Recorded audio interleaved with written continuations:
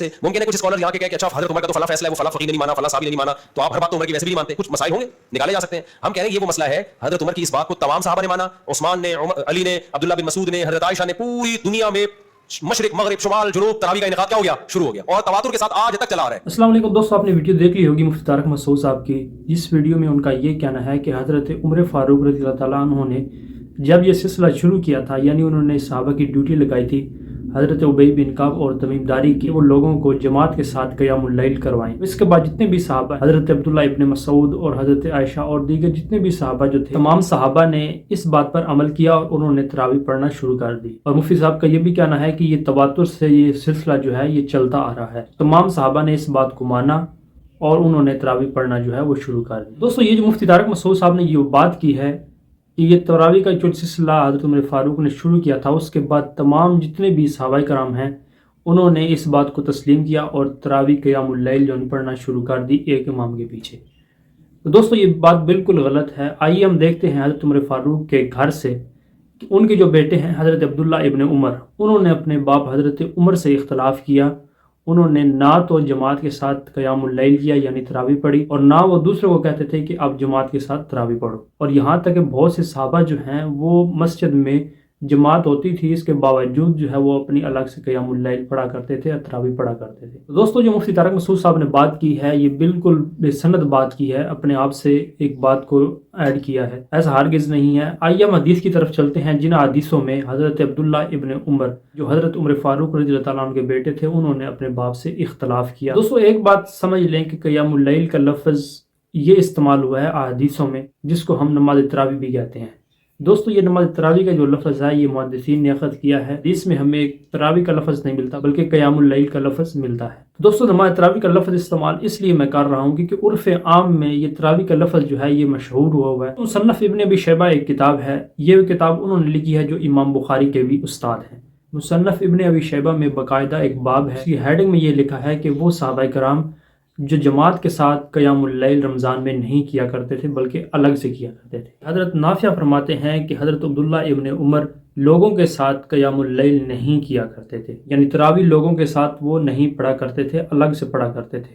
اسی طرح میرے دوستوں، ایک اور روایت میں ہے کہ حضرت سالم اور حضرت قاسم جو ہیں وہ قیام اللیل یعنی نماز تراویح لوگوں کے ساتھ نہیں پڑھا کرتے. حضرت مجاہد حضرت عبداللہ ابن عمر سے نقل کرتے ہیں کہ حضرت عبداللہ ابن عمر سے کسی شخص نے یہ کہا کہ میں رمضان میں قیام اللیل جماعت کے ساتھ پڑھ لیا کروں، یعنی امام کے پیچھے میں قیام اللیل یعنی تراویح پڑھ لیا کروں. تو حضرت عبداللہ ابن عمر نے اس سے یہ کہا کہ کیا تو حافظ نہیں ہے؟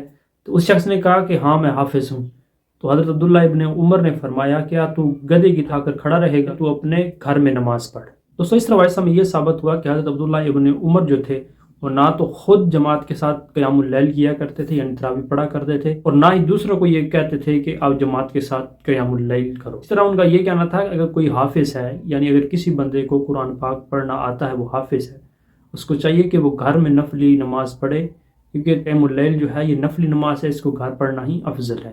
اسی طرح میرے دوستوں، مصنف ابن ابی شیبہ میں ایک اور باب ہے، اس باب کے ہیڈنگ میں یہ لکھا ہے کہ وہ لوگ جو مسجد کے کونے میں نفل ادا کیا کرتے تھے. حدیث میں آتا ہے کہ حضرت ابراہیم فرماتے ہیں کہ درویش لوگ مسجد کے کونوں میں نماز ادا کیا کرتے تھے، جبکہ جو امام ہے وہ رمضان میں قیام اللیل یعنی تراویح پڑھا رہا ہوتا تھا لوگوں کو. اس کے باوجود کچھ صحابہ جو ہیں وہ مسجد کے کونے میں قیام اللیل کیا کرتے تھے. اسی طرح میرے دوستوں، ایک اور روایت میں ہے، حضرت عامش فرماتے ہیں کہ حضرت ابراہیم، حضرت علقمہ اور حضرت اسود لوگوں کو فرض نماز پڑھایا کرتے تھے لیکن قیام اللیل یعنی تراویح کی امامت نہیں کرواتے تھے. دوستوں، جتنی بھی حدیثیں میں نے آپ کے سامنے پیش کی ہیں ان میں واضح یہ پتہ چلتا ہے حضرت عبداللہ ابن عمر جو تھے، جو حضرت عمر فاروق کے بیٹے تھے، وہ نہ تو خود جماعت کے ساتھ قیام اللیل کیا کرتے تھے اور نہ دوسروں کو کہتے تھے کہ آپ نے جماعت کے ساتھ قیام اللیل کرنا ہے. یعنی مفتی طارق مسعود صاحب کا جو کہنا ہے کہ حضرت عمر فاروق رضی اللہ تعالیٰ عنہ کے حکم کے بعد جب انہوں نے ابی بن کعب اور تمیم داری کی ڈیوٹی لگائی تھی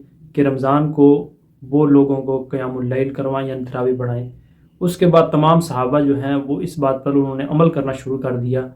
اس کے بعد تواتر سے ہمارے پاس چلتا آ رہا ہے کہ تمام صحابہ جو ہیں وہ جماعت کے ساتھ قیام اللیل کیا کرتے تھے. دوستو، جو بات کی ہے مجھے طارق مسعود صاحب نے ان نے بغیر دلیل کے بات کی ہے. ان حدیثوں سے آپ کو پتہ چل گیا ہوگا کہ ان کے جو بیٹے ہیں حضرت عبداللہ ابن عمر، حضرت عمر کے بیٹے، انہوں نے اپنے والد حضرت عمر فاروق سے اختلاف کیا ہے اس بارے میں کہ وہ قیام اللیل جماعت کے ساتھ نہیں پڑھا کرتے تھے، لوگوں کو یہ کہتے تھے کہ گھر میں نماز ادا کیا کرو۔ اس کے علاوہ دوستو اور بھی کثیر کا تعداد میں صحابہ کرام جو تھے وہ بھی جماعت کے ساتھ قیام اللیل نہیں کیا کرتے تھے اور نہ ہی وہ جماعت کروایا کرتے۔ اصل میں دوستو یہ مسلک پرست علماء جو ہوتے ہیں انہوں نے اپنے جو بڑے ہیں انہوں نے جو حدیثیں کوٹ کی ہوتی ہیں یا انہوں نے نقل کی ہوتی ہیں حدیثیں، انہی کو وہ آگے پیش کرتے ہیں، یعنی ان کے مسلک سے ریلیٹڈ جو حدیثیں ہوتی ہیں ان کو عوام کے سامنے رکھتے ہیں۔ صرف اگر دوستو دیکھا جائے تو قیام اللیل یعنی تراویح جو ہے وہ بہت سے صحابہ نے نہیں پڑھی جماعت کے ساتھ۔ بہتر یہی ہے کہ یہ نفلی نماز ہے، اس کو گھر کے اندر ہی ادا کیا جائے۔ تو دوستو یہی حدیث جو ہیں یہ اہل تشیع حضرات پیش کرتے ہیں اہل سنت والجماعت کی بک سے۔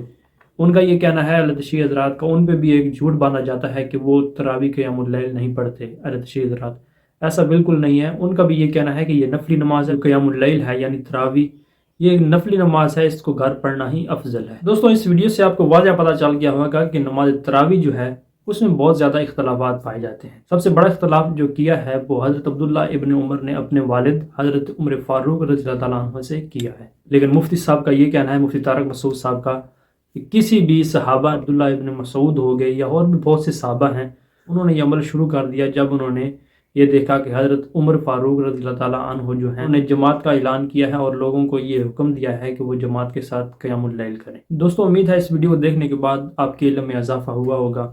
ملتے ہیں نیکسٹ ویڈیو میں، جزاکم اللہ خیر۔